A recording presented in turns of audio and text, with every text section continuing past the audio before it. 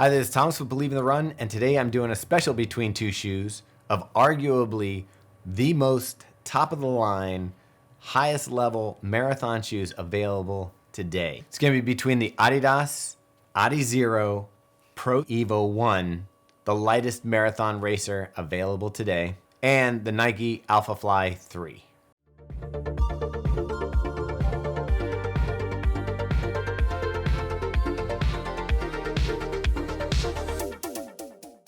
Now, normally there's two of us down here debating on what shoe we're gonna go between the two shoes. But since we only got one pair of Adidas Adizero Pro Evo 1s, easy for me to say, I was the only one who got to test them here at Believe in the Run. So I'm gonna be making the judgment call. So it's really gonna come down to my thoughts on it. And we're gonna break it down between what I think are the differences between these two shoes: price, availability, weight, and performance. So first we're going to talk about the Adidas Adizero Pro Evo 1. It's the lightest shoe on the market for the marathon. They really scrapped it down to the bare minimum. Weighs around 5 ounces for my size 10.5, which is just ludicrous. That's basically the weight of a sock. You've got this new Light Strike Pro foam on this shoe that's light, airy, bouncy. They moved the geometry back here a little bit, so you're toeing off a little closer to the midfoot than you were before. Translucent upper, great fit. This shoe just feels amazing on foot. The liquid rubber, it works better on dry occasions. I would say that in the full wet conditions, maybe still could use a little more grip, but for regular racing conditions, this liquid rubber does the trick. Now, the problem with this shoe is obviously there was only 521 pairs of these made.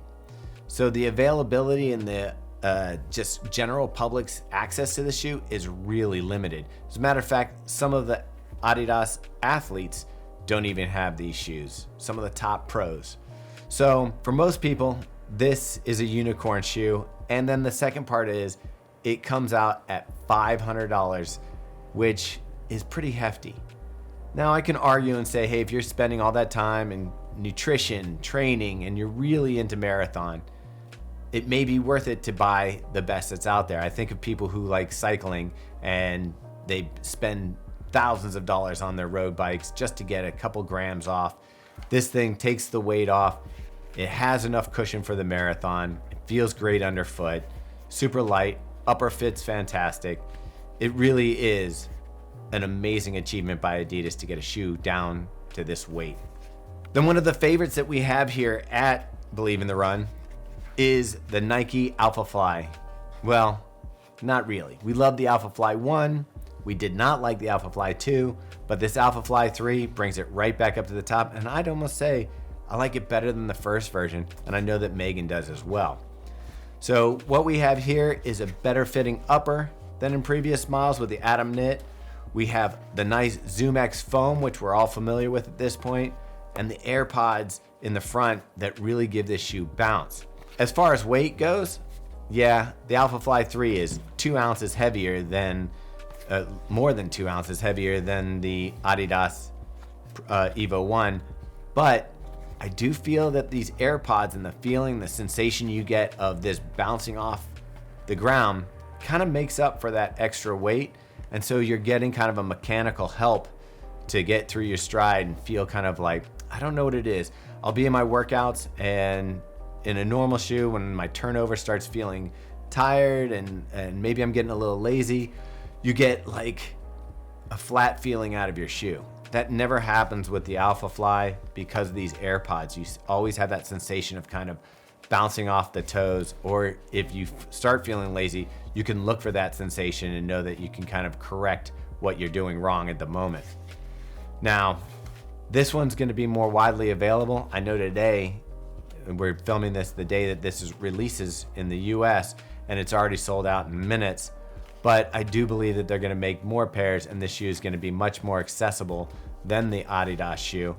So the Alphafly comes in at $285, which, yeah, that's still hefty, but it seems like a bargain compared to the Adidas shoe.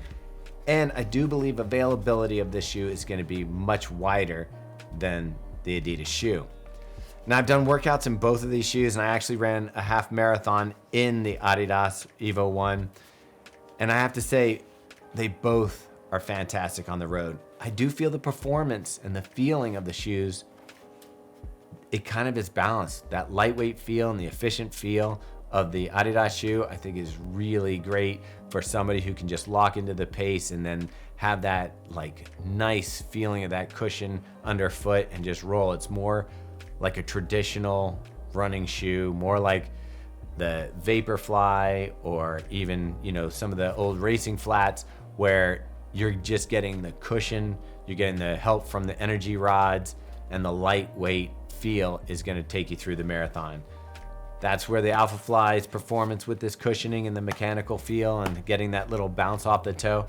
But with all the things that I kind of went over between the price, the availability, and performance, I feel like I would have to go with the Alphafly 3. I feel like you can get more miles out of this shoe than this shoe. As a matter of fact, this is recommended for, I think, tops 100 miles. It's like one marathon, you know, familiarization and one marathon.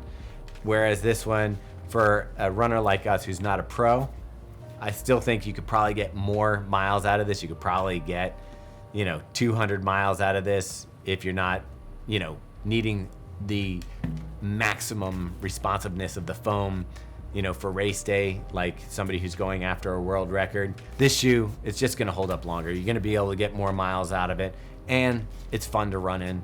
So with all those reasons and the lower price, we're going Alphafly 3. That's between two shoes.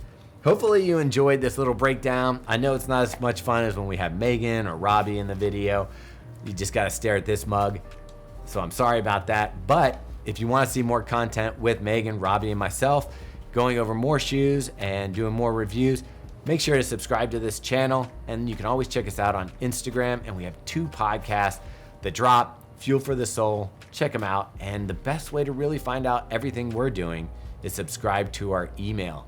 Every week we send out an email that has all our reviews, all our videos that we release that week in one spot. Makes it really convenient for you to follow along. And thanks for tuning in. Smash that like button, hit the subscribe. We'll see you next time.